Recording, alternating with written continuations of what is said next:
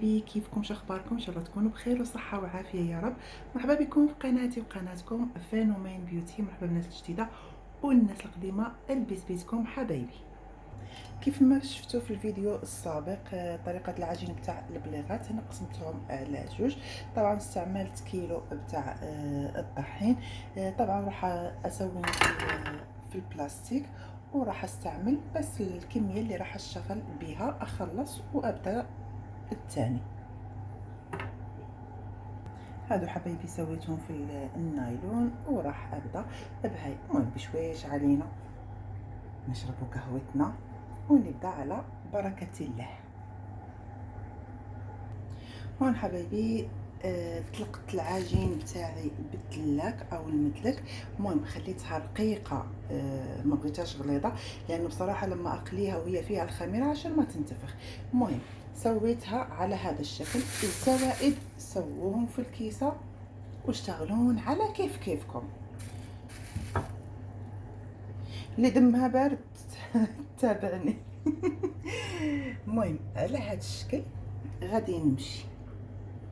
طبعا الجراره والمسطره سويت 4 ديال السنتيم في الطول و4 ديال السنتيم في العرض، وغادي نمشي على هذا الشكل البنات حتى نسالي العجين بتاعي. ما شاء الله تبارك الرحمن.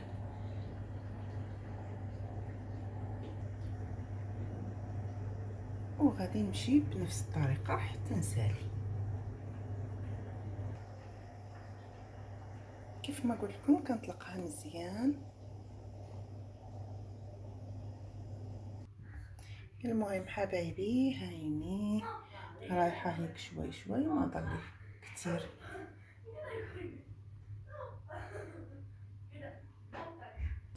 حبايبي ضربت ليا بس هاي القطعه تاع العجين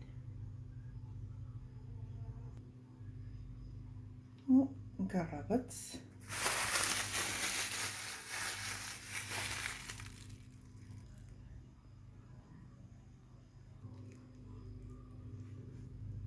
سويت كم قطعه على هذا الشكل الورده.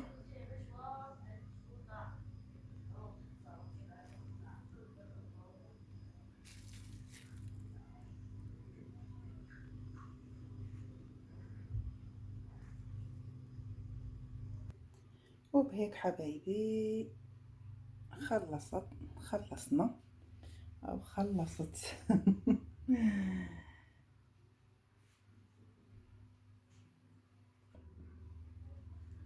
هسه راح ابدا بالوجبه الاولى.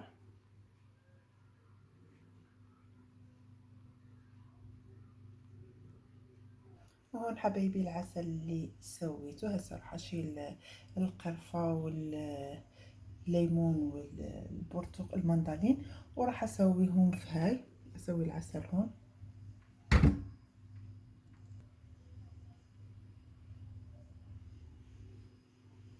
هون حبايبي سويت الزيت لغايه ما سخنت كويس، بعدين وطيت عليها النار وبديت احطهم غير يتحمروا. راح انزلهم مباشره في العسل. البنات هنايا لما قليتهم تحمروا شويه، رجعت طفيتهم في العسل. بصراحه المذاق يا سلام يا سلام يا سلام. المهم اللي كتوحم تسمح ليا بزاف بزاف. غادي نهزهم وغادي نحطهم هنايا في الصفايه باش يستقطروا من العسل. المهم هذه عندي تاع الكسكسو والمذاق يا سلام بالحق. عينكم عليهم يعني في القلي وفاش تحطوهم.